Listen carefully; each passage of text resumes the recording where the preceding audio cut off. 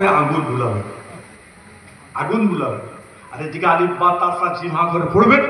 যদি আল্লাহ পাক মওত দিয়ে দেয়, দুনিয়া থেকে যদি চলে যান, ভালো করে বুঝবেন। আল্লাহ বলে ফেরেশতারা যখন এসে বলে মানে রাব্বুকা, আলিফ বে তে সে জিম হে মা দিনুকা, বলে আলিফ বে তে সে জিম হে মানে এটি এক কি হলো? তখন আল্লাহকে বলবে আল্লাহ এই আপনার বান্দা এই আলিফ বে তে সে শোন, ও কোরআন পড়া খুব ভালো বুঝেছিল, যে নিয়ত করেছিল আর পড়াশোনা করছিল, ওই কটা অক্ষর পড়ার পরে ওরা কোনো খেয়াল ছিল, ওরা দিমাগটা ছিল না, যাও ওকে আমি আল্লাহ জান্নাতি বলে কবুল করে নিলাম।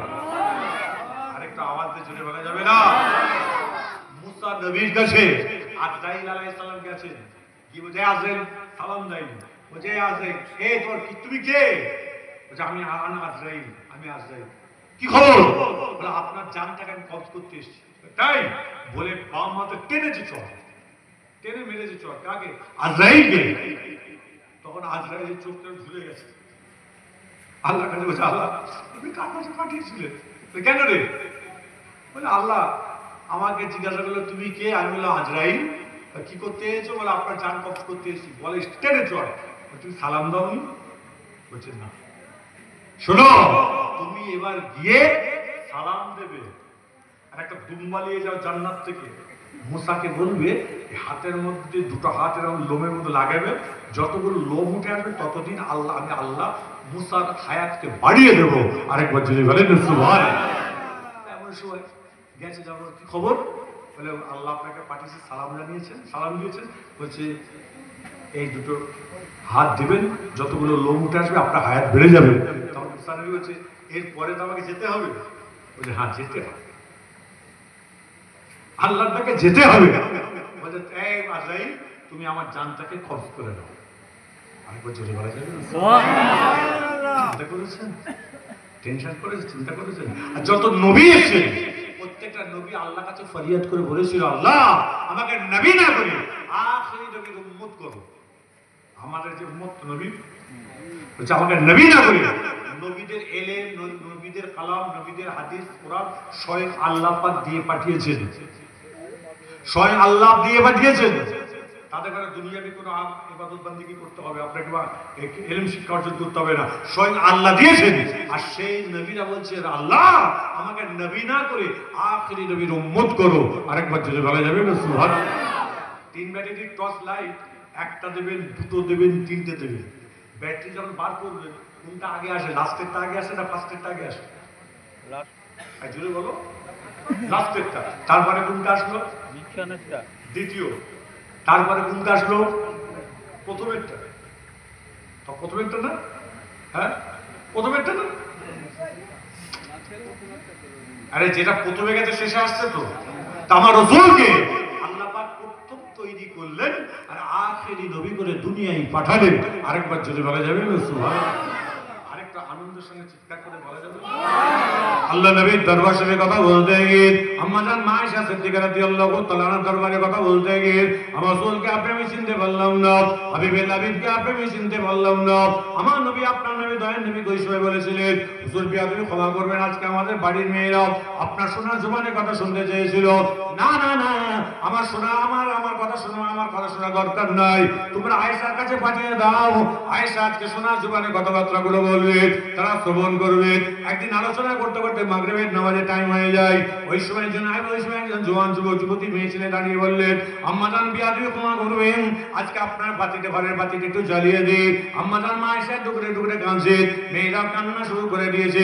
ওই সময় বলেছিল আম্মা জান আপনি কেন কাঁদছেন? বলে অন্য কোনো কারণ নয়, তোমার নবী আমার নবী দয়ার নবীর ঘরে বাতি বলে আলো বলে কিছুই নাই, তোমার নবী আমার নবী দয়ার নবী কিছুক্ষণের মধ্যেই আমার ঘরের মধ্যে প্রবেশ করবে, প্রবেশ করার সঙ্গে সঙ্গে আমার ঘরটা আলোয় আলোকিত হয়ে যাবে।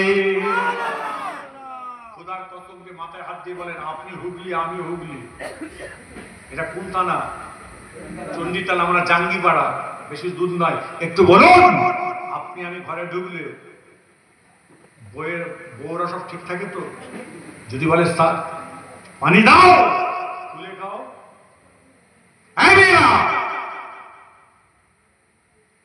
পুস্তাকার পাড়ার এলাকা মা বোনেদের আমি কানটা খাড়া করে দিয়ে বলে যাই, শোনো, শরীয়তের হুকুম হলো তুমি মেয়েকে দেখে নেবে, মেয়ে তোমাকে দেখে নেবে। দেখভালের সময় তুমি কেন বলো নাই যে আমার এই ছেলে আমার পছন্দ নয়? তেমন সময় দেখা যায় বাপ মা দেখে দিচ্ছে, কিচ্ছু বলছে না, আর একটা ছেলের সাথে লিঙ্ক রেখে দিয়েছে। আচ্ছা না বাবা, একটু জোরে বলো। ইবাদত কোথা থেকে মাইনাস হচ্ছে আমি সেটাই ধরে দিচ্ছি। বাপ জেকে করছে, নামাজ পড়ে, আর ছেলের হোক, ছেলে কাজে যায়, তারপরে মোবাইল ইংরেজ ইংরেজ ইংরেজ। মা বলছে, আরে শোন, তুই কি বৌমা নিয়ে এলি বাবা? এই তো সবসময় মোবাইল। তুই কার সঙ্গে কথা বলছিলে? বাপের সঙ্গে। এক 2 ঘন্টা ধরে, তারপর মায়ের সঙ্গে, মায়ের সঙ্গে 2 ঘন্টা ধরে, আমার খালার সঙ্গে, খালার সঙ্গে 2 ঘন্টা ধরে, আমার বোনের সঙ্গে। প্রত্যেক বলে যাচ্ছে, প্রত্যেকটা বলে যাচ্ছে। এই জন্য 20% আপনার কি বলে দোষ কাদের জানেন? আমরা বাপ আমাদের। আর 80% ছেলেটার দোষ। এই ছেলে, এই মেয়ে, মেয়েটার দোষ। মা, তোমার অন্য কারোর সাথে ভালো লেগেছে, তার সাথে তুমি বিয়ে করো। এই বাড়িতে এসে অশান্তি তুমি কেন লাগাচ্ছ? আর যদি অরিজিনালি ভালো হয়, এমন সময় যখন বলে এক গ্লাস, সামনে গেল সালাম কালাম দিলেন, এক গ্লাস পানি দিয়ে, ঠান্ডা পানি, গরমের সময় একটু খাবেন, তুমি পানি দিচ্ছ। তখন স্ত্রী বলবে, আপনি খুব টেনশনে আছেন না, কি বলুন তো? বলছে, হ্যাঁ গো। পানিটা খাওয়ার সঙ্গে সঙ্গে 40% তার টেনশন কমে যায়। কার? স্বামীর। তখন স্বামীকে বলবে, হে আমার প্রাণের স্বামী, আপনার কাছে আমার একটা ছোট্ট প্রশ্ন কথা আছে, বলে বলো। বলছে, আপনি যে টেনশনের মধ্যে আছেন, আপনার তো আমি স্ত্রী, অর্ধাঙ্গিনী। বলে, হ্যাঁ। বলে, আমার সঙ্গে কি আপনি একটুখানি বিষয়টা যে আলোচনা করতে পারেন? তখন ছেলেটা বলল, তাই তুলে কত ভালো কথা বললো।